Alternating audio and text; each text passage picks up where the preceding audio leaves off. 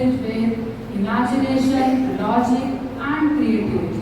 To encourage the student, they not only develop their story writing skills, but they also develop certain skills in themselves. These skills are problem solving skill, critical thinking with the computational thinking, where I guided the student that instead of asking my student to write the story at once, I guided them to think systematically. My student, they learned that they had to write the story into the different parts, then they identify the common patterns across the different stories, and they have to focus on the important details, foundation of computational thinking and AI readiness. Now, first of all, what was the background of this classroom practice? That what were the problem I faced during the classroom? So first of all, I would like to express something that whenever we go to the class and whenever we ask the student to write the story, so what is the reaction of the student? They get blank. Some students, they have the idea but they don't know how to organize their ideas. This is the story writing skill. Second thing is that to infuse, to foster the competency of computational thinking. Okay, so story writing is a huge task. So I encourage the student that don't consider it as a huge task, just divide the story into the smaller part, and this is the meaning of decomposition. In decomposition, as we know that decomposition refers to divide the problem into smaller parts so that we can separately work over on each part. So here I ask the student, instead of thinking the story writing a huge task, divide it into the 4 parts, and these 4 parts are introduction, rising action, climax and conclusion. Introduction, where the story starts, where the narrator introduces the characters, main event, and rising action, where the story begins, where the story moves, and climax is the most exciting part of the story and conclusion. Sorry, sir? You were talking about the equity. So, what is that? It refers the equal participation of all the students. I keep this point in my mind that I should ensure that all the students must take part, because some slow learner, they always lag behind. Difference between equality and equity. For district level deliberations, under the theme computational thinking and AI, focusing on responsible AI use among students. So, before I begin this whole presentation, I'd like you to make a visual in your memory and stick with that visual throughout the presentation. So, imagine there are 3 students. The first student, who is 12 years old, receives a photo on WhatsApp and which looks completely real by it, and decides to share it with dozens of his friends. Another student submits an assignment, but later it was found that it has been copied from AI. And the third student uploads a medical report in one of the AI tools and believe the responses, starts seeking the medication given without consulting the doctor. These situations are not imaginary. These are the situations that our students are already experiencing. And as teachers, we often ask ourselves, I often ask myself, what is the greatest innovation of our time?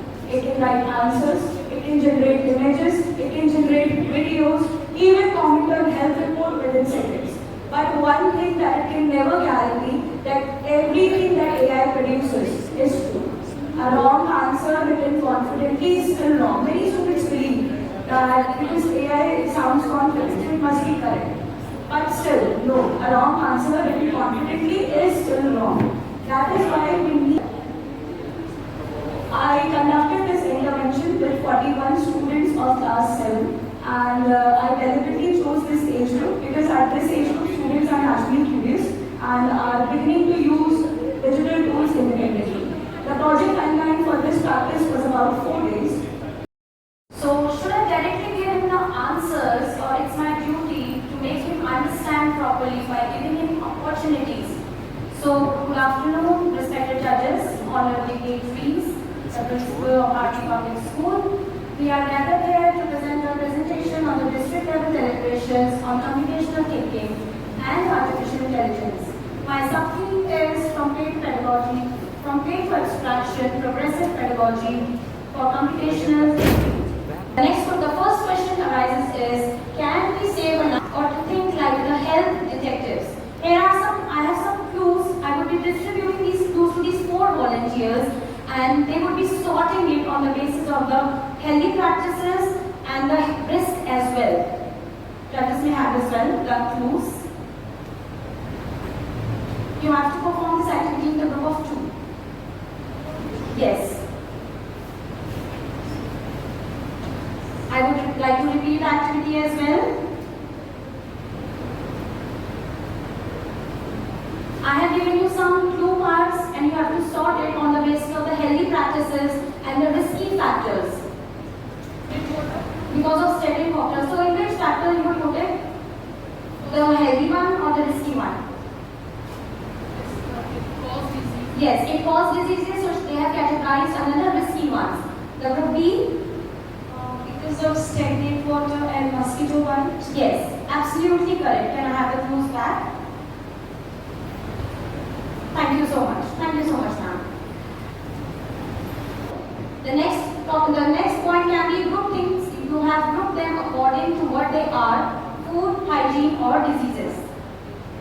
The second question you can ask from this activity is, what patterns did you recognize or what patterns have you noticed? So the first factor is some pictures shows a illness. You can see in the pictures as well. I have distributed 8 clue cards to the volunteers, and what patterns did they notice are some few points are written here. Basically, it is the algorithm design which they did. So please clear. Today, you are not just students, you are health. Where the stagnant water and the number of places were found, so students they become aware that what precautions need to be taken and at which of the key factors. Here, as you can see, based on the observation, the maximum number of places where the stagnant water was found, it was the stagnant water. Now, after collecting the data, the student was asked that where did we find most of it? It's a hands-on activity. The student noticed and observed the real world life experiences. They have investigated, explored and gathered information. They have analyzed, abstract, predicted and innovate. AI begins with CT. The CT helps us to collect the data, and AI based on that collected data works on the evidences and the preventive measures. This is the evidence-based impact and the behavioral transformation after the AI has given us the solutions. So earlier we have seen before the surroundings observed was this, and after that the observation was clean. School. Thank you. In my presentation, so they will go to the playground, they will observe their surroundings, they will think, they will analyze, and based on the critical thinking, they will analyze it and maintain the data. The AI is not a model. It's based on the data collected by a